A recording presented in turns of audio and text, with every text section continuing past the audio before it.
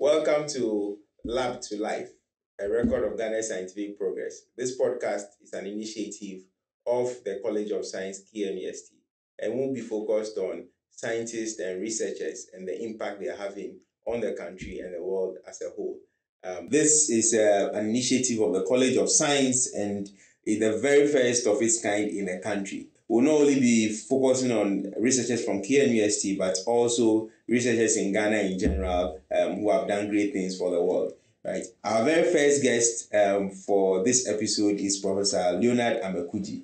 And interestingly, Professor Amekuji has his inaugural professorial lecture coming up on 3rd of August. So after listening to this podcast, I'm sure you'll be stoked to hear exactly what he's going to say and the combination of all his research work over the past decades. Today, we'll be talking to Professor Leonard Amekudzi, who is a professor of atmospheric and climate science in the Department of Meteorology and Climate Science. He hails from Tegbi in the Keita municipality of the Volta region. He obtained his Bachelor's of Science in Physics with Diploma in Education and Master's of Philosophy in Theoretical Physics from the University of Cape Coast and his PhD from the University of Bremen in Germany in the year 2005. After his PhD, he also worked as a postdoctoral research scientist with the Atmospheric Physics and Chemistry Research Group, also in the University of Bremen. Professor Amekudzi has supervised over 60 undergraduate research projects, 15 master's theses, and over 16 PhD theses. He has over 90 peer-reviewed publications in highly reputable journals and over 120 conference papers. He's really doing something great. He has contributed to about 10 policy briefs, 6 book chapters, 3 books, and 30 technical reports. Prof. Amekudzi has worked extensively with different research projects globally. He's been the PI and co-PI for different projects, including the current one that we are working with, funded by WASCAL through the DAAD Germany government, Ferry Flat project, and then the Concept project. But in total, the projects that he has been his PI on and has been co-PI on has grant amount to over the tune of $20 million. In addition to his excellent work in academia, he is actively engaged in poultry farming and is currently the CEO of Trot's Memo Farms Limited. And he was also recognized as the best poultry farmer at the whole municipality in 2014. So this morning, you know that we are talking to a man who is a man who wears different hats. And I hope that you enjoy this talk with him. Prof, you're welcome. Thank you. Well, thank you very much, Prof, for joining us. We know you're a busy man, so this is a really nice opportunity to talk to you. You're welcome. So let's start with you sharing a little bit about your personal journey. Most people wonder how scientists even get interested in science. Is it that you were just a shark from when you were young? How did you get interested in science? Well, I wouldn't say... From my perspective, I would want to start from my very basics. In fact, I started my primary education from Hobank RC Boys Primary, left the RC after I briefly went to the Form 1 in the school, and then because my father at the time had gone on retirement, so then I moved on to Oboji LAB. All throughout school, my best subject has been mathematics. And so going to the secondary school in Alderman Secondary, those days, I think at Form 3, you have an option to choose subjects from arts, business, and science. And then I opted to really start science. Interest because at the time in the secondary school, because I have a very good handwriting, I used to copy notes for my seniors, and most of these seniors knows that I copy well. Mostly science knows. Sometimes I look at the chemical equations, and these things fascinates me. And I also one time want to really also study science. So that was the initial beginning. Wow. And then going forward to the university, I looked at I went into UCC to read physical science. And then in physical science, the lecturers that fascinate me most during the period, because first year you made to take a little bit of physics, chemistry, and also of biology before you do some courses. Those days we call them liberal courses, courses like intellectual functions or African arts and many others, African studies, and so on. And so during those time, the lecturers that I got inspiration from physics lecturers, and so then that's moved the path straight to physics. So I never hesitated when I had an option to choose an area to specialize. I immediately went into physics. So that began the journey. Oh, thank you. That's great. Prof, what about any domestic experience that made you choose science or sparked your interest in the field? There are many of them. There are many of them. I also had opportunity to work after retirement. My dad went completely was into poultry, and so in full time. So I, as a young boy studying, anytime that the veterinary officers come around and then diagnose and learn. So I learned a little bit of how to do basic diagnostics for the birds and so on and so forth. So that's one. There are another very striking situation that came my way. That of course led also later on to atmospheric science. Was when a thunder had struck. We had taken a cover under a shade, and during that period, as there was a heavy downpour, and so a bus stopped, and then a gentleman came out of the bus to also join us to the hideout. Unfortunately, he was struck down by thunder, and we were all amazed. Everybody was looking around, scary. In fact, that keep going through my mind how this can happen and so on. So these are some of the fascinating things as a child. Possibly that has really influenced my choice of career in the future. Well, it's fascinating that you didn't get scared. You didn't get scared when the thunder struck. Yes, I was scared. All of us, not only me, everybody around was scared. And the interesting thing about thunder strike is that the society believes that thunder strikes it's as a result of the person committing a crime, and therefore the thunder strikes. And so it means that the gods have to be specified in order to really even remove the body from that. Yeah. Just to mention that the thunder strike has nothing to do with gods. That's my later career has explained. And, yeah. Great. Oh, Prof, thank you so much for sharing that with us. Can you tell us any difficulties or hardship that you encountered during your early years as a scientist or researcher? Yeah, many years. Again, I'll start from the childhood days. When my dad went on retirement, he had acquired a land far away from town, about 9 kilometers. And so I walked 9 kilometers to school, 9 kilometers back. And this was persistent. Wow. And all through, so I was in a midway in my Form 1 education in elementary school.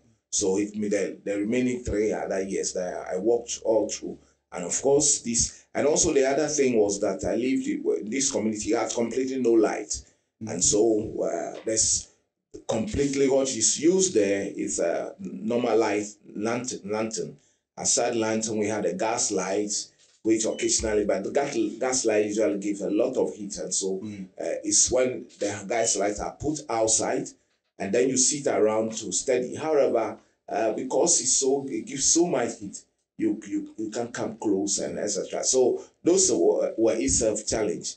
There were other challenges when during I went into the secondary school. I had a lot of challenge where one time or not, because the school was quite rural, there were not sufficient teachers, and so they were challenged during the preparation stages and so on.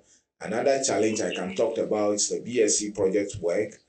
During that phase, my project was looking at thermophysical properties of local building material. And then at that stage, I was supposed to work on samples supposed to work on some samples, specifically asbestos and then bricks, coconut baked bricks and those days. And then it turned out that Sedicom was in charge of these bricks, and so we wrote to them, asked permission, they gave us authority, and things came later on differently, and that was itself posed a challenge. However, I went through successfully. So, Prof, can you elaborate a bit more on how you overcame these challenges? Studying by gaslight and all that? Well, studying by gaslight and then again study with lantern has not been easy, but human beings are born to adapt to their environment. So it's usually some, I believe today some will be learning with other lighting device that might be even worse than the gaslight and then the lantern, but you get adapted to your environment. You don't even know that it's a challenge until later time that you see that this indeed was a difficult time. Right. Thank you so much, Prof. So, Prof, what led you to the field of climate science? What influenced your choice in going into climate science? I said earlier already the issue of the thunder strikes. Yes. That's one. Then the other issue that happened was that during my BSc and then the master's stage, having studied physics, one thing I was my desire was to really apply physics, and so during the master's phase, the work I was doing, I worked on I looked at hyperfine. Calculating hyperfine constants using density functional theory, and these hyperfine structures are mainly with light molecules that are found in the atmosphere. When reading through my literature, I realized this is I said, wow, this is fascinating. Another issue was when I was training students for National Science and Maths quiz, we come across how to study on. I have to really read very wide in order to prepare these students. So we learn why is the sky blue, why these, and among other things.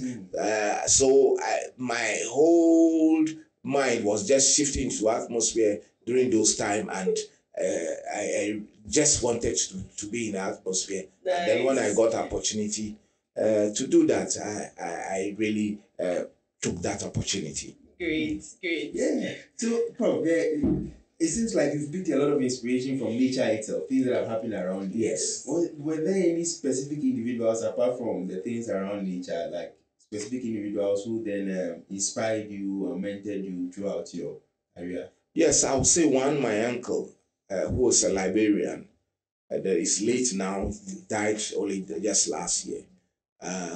That's Mr. Edwin Amenuvo. Mr. Edwin Amenuvo was a librarian, and so in his house, during the holidays, what he does is to just gather his children, including his nephew, and I happen to be one of his favorite nephews. He invites me, come and stay around, and willingly even provide almost all textbooks that I have to use to study in science. So then in terms of books, textbooks, that has not been a challenge for me because books were almost every time there. Either you're learning in his house. For his house, when you are there, you can only read the storybooks or do some mathematics or studies. That's all that he likes. So if you are happy to do that, then you are always invited to his house. But you don't be invited when you are lazy. And so that's those were some of the inspiration. Currently, I think I have my cousins, possibly, who might also be around during who are his direct children are also making it in their own individual. That's interesting. What about your actual in climate science, for instance, where you went to? Yes, I have a lot of interest in my own supervisor, Professor John Burrows, Professor Not Holtz. We have Snista, and then we have Professor Monica Rind. These were all very seasoned climate scientists. And then we have Professor Kunzi, who is a Nobel Prize winner. Kunzi happens to train my supervisor. And so Kunzi comes, my supervisor invited Kunzi one time, and he gives us a whole interest in the nitrogen radicals in the atmosphere. And in fact, that was one of the fascinating period that of me. Prof, congrats. Not a lot of people meet Nobel laureates in their lifetime. Yeah. Yes, of course, I met and worked with a little bit, and even I have opportunity for him somehow interested in, especially my first work, which is the working on nitrogen radicals in space. I think so I have the opportunity to meet Kunzi. Yeah, this is interesting stuff. Let's switch to climate science, which is your field. Yes. So a lot of people in Ghana say, as all this science that you are doing, how is it affecting our life? Mm-hmm. Prof, your area of research, what exactly are you doing, and how does it affect the life of ordinary Ghanaians who are listening? Yeah, I think that climate affects climate in general. When you talk of climate, you are looking at studying a long period of times, things that happen around our environment, including looking at the rainfall patterns, temperature. If you look at it and have a statistical average, the information you gather tells you what the future can be. And so climate is all about that. And this affects a lot of sectors. For example, agriculture, energy, so in food security. For example, if we're going to have varying climate and we're going to have a situation where there will not be rainfall, that you realize that there's a big challenge. Where is this rainfall coming from? To all of us, you have to know that rainfall actually there's a process that bring these rains, and one of these process, the rains are mentioned. We are always being fed from water from the oceans. The oceans play a critical role. So so it means that we need that, and when there's not sufficient rain, also those of us who depend on hydroelectric power generations, you realize that there's going to be a big challenge. Mm-hmm. There are other sectors, including even transport. Those with transport with river, and then of course even on roads. We in fact need rains. We also sometimes will need a drought periods, and so climate has so much. It's a multidisciplinary research, a multidisciplinary area that in fact I believe that everybody during sometimes you are doing things either affecting the climate or improving the climate. Okay, so it seems Prof has mentioned his seminal work on predicting weather patterns in Ghana, and I think he should tell us about that. Yes, very, very fascinated. I do agree. Yeah, thank you very much. So that paper was we're looking at the work. First, let me look at the motivation of that work. That work was first motivated by an insurance company that asked me a very simple question. So I look at this as for the first time policy, or in other words, the user is now engaging a researcher to do a research. So the user, which is an insurance company, engaged. The engagement was this simple. They asked a question: how will the rainfall pattern be in the northern part of Ghana for this particular year? And then when will the rain start? That was a two question that he asked. Then I think through. I said, no, I'll give you an answer in a week. So I thought that I could go to the literature and then just find an answer, and then use the literature to update my knowledge. To my surprise, there was no literature on that. So then I now had to do more, look elsewhere and see what others have done. Then I realized that we have a way of really determining the onset, and then also looked at the way to determine how long the season will be, and so then you can do it for that particular case that he was requiring. So I did that, and then after sending the information to the user agent, a second thought came to me. So this work, the hotness.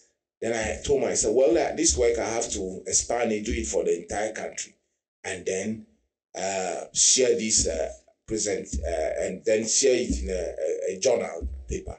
So at the time, there was a conference. That was a Ghana Science Association conference by the Kumasi branch in College of Science. So I sent the abstract of the work, and it was accepted for a talk. So I gave that talk, and everybody was fascinated about that. People from some researchers from CSI, everybody said this was an interesting way, how far we want to. So those were the motivation, and then finally the paper came out. So the paper has been able to predict the onsets for almost every area in Ghana, and not only that, we also be able to tell you when the rain will stop at all times. Wow. And so on. So that's the paper, and it turned out to be one of my most cited paper. I currently have over 150 citations.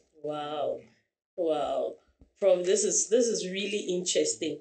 Prof, we want you to talk about how, people say that science is difficult, climate science is difficult to understand. Do you have any techniques or ways to communicate this to a wider audience, make it more accessible and, if you like, cool for them to understand? First, let me talk of science. Well, science in general, if you really want to science, you need some fundamental subjects. One of them is mathematics. You can't run away from mathematics. And in fact, the other subjects you can't run away from is chemistry and physics, of course, biology. These are all the basis things that. So when you start those, in any case, you will not like all together. There are times you'll find some more interesting and etc. So these are the starting points. You see, as soon as you have that, and then your thought should also be, how will these be applied? For example, what happen if I want to apply physics, for example, into the atmosphere? In the atmosphere, the entire atmosphere undergoes thermodynamics. All the thermodynamics laws you learn in class can be best applied when it talks about diabatic equations, and all these are better applied. Or you talked of ideal gas laws. All these gas laws you are learning can best be applied in the atmosphere. And so when it comes to other areas like electromagnetic field theory, when the sun radiation comes out, it's purely electromagnetic. It has a wavelength ranging from gamma to all the way to radio waves. So we can pick that information from it and then look at. And we look at optics. So in general, you realize that these are just fundamental things that when you really, so the climate science just come as an apply science, just as any of the applications areas that you have. So climate science indeed is an application area for science. So with a good background with mathematics and physics and chemistry in particular, you are good to go. Right, Prof. Thank you so much. So, Prof, how do you envision the field of science and climate science evolving in Ghana? And how do you believe it is going to impact the country's development in a few years' time? Any hopes, any aspirations of the future of science for Ghana? There is a lot of hope. There's a lot of hope. Currently we have at every stage.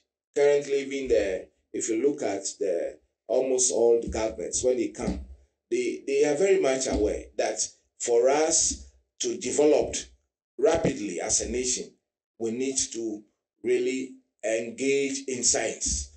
Everyone knows. So that's the first case telling us that there is hope. Since we know that, now the next stage is that making science really real, in a sense that you really have to let people look around and so on. In the first case, the syllabus that the government is developing, right from the primary to the university, they are all science-centered. That also is a fact that we are very much, there's so much hope. And in fact, in the studying, there's also a lot of areas people are expanding. Other universities are also adding on into areas of climate science. That means climate science itself have hope. There's going to be a critical mass, and I look forward to see Ghana as a next exporter of science to other countries. That was also one. Science is going to serve as one means of hard foreign currency for the country, because it's going to be an area people train here. Definitely, will know all of them cannot work even in Ghana and move elsewhere to work. I look forward and I know that that's going to be achieved in just in the future. Thank you. Nice. If you're a scientist, then there's hope for you. Don't give up. Exactly. Prof, so the next thing we wanted to ask, like finally, let's round up. For people who are interested in climate action or pursuing a career in climate science, what would be your advice to them? What kind of organization should they get involved with? What kind of courses what should they pursue? I started earlier to say that climate science is a multidisciplinary science. So to start with, your basis should be physics, chemistry, mathematics, and biology. Of course, you can add any other subjects, but the physics, chemistry, mathematics must necessarily be the core subjects. If you do that, you can enter into any of the university that is really currently meteorology and climate science is run in KNUST. That is the pioneer university that started this program. So we are the pioneers, and then we have actually produced a lot of graduates that are scattered across the world. But this program is also now run in UCC and then run in UNEL, and so I think that which is good for the country. So we're going to have a critical mass of climate scientists, and so the country has hope. And then the other thing that I want to say is that whilst we do studying climate, know that you have to apply the very concept you do.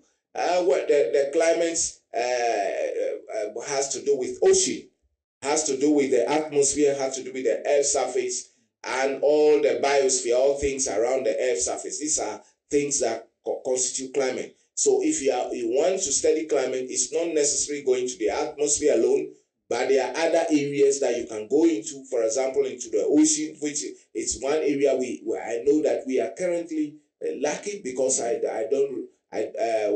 but there's still hope there, because we have the nautical college. It means that as a country, there will be a situation where partnership and collaborations can help develop the oceanography, which I know that currently is being run in bit in UCC and University of Ghana. Prof, please finally, can you say something to our ladies who want to pursue climate science or physics? The way you are talking about physics, mathematics, chemistry, the ladies may be thinking, oh, this is a man's field. So can you give a word to the females out there who would also are interested in this and would like to pursue it? Interestingly, my best climate students I have trained so far are females. Yes, the first person to have a first class in the meteorology and climate science was a female. The second person to have that follow-up was also a female. And so that tells you that it's not only a men's field. Yeah. The females are doing, and there's a lot of opportunities, in particular funding opportunities for ladies to really go into meteorology and climate science. So if you are a lady there who's looking out for opportunity to study in science, meteorology and climate science is one area you should not hide from. Come, and then there's also a lot of job opportunities. We have you can work with the Ghana Meteorological Agency, work in aviation, work in international bodies. It is one of the few programs in the university that is linked up with United Nations body. Meteorology and climate science is linked with the World Meteorological Organization, which is a UN body. That tells you that these has really branches that you can expand into. And so you can come in. The Environmental Protection Agency is also there, and many other agencies. Even in the presidency, they will definitely need a climate scientist, and they will really, and meteorologists who will have to predict daily activities as they move around. And so this will be one area that you really find very interesting, and you should really also enjoy to travel around the world.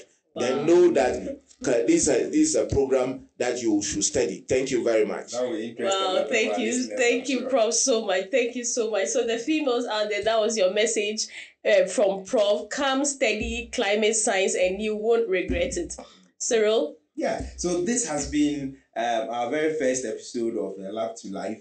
And the wonderful thing is that we've had the very epitome of the title of the podcast, Yes. Professor Makuji, who was inspired by things around him in life and then moved into the lab to study science, become a climate scientist, Yes. and then moved from the lab again back to Back to life life. by impacting society and creating knowledge that is now that we are all applying without even knowing. Yes. That the way we predict weather around in Ghana is because of some of the work that he has done.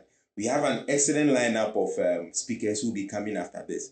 So once you've listened to us after this episode, make time again for all the other episodes as we talk to some of the great scientists and what they are doing to impact your life in Ghana. AC, do you have any? Yes. And thank you so much, Cyril. Thank you all for tuning in, for listening to us. We hope you picked a word or two there that is going to change your perspective, is going to change your mind, and ultimately change your life. So until we come your way again, it's bye for now. Bye.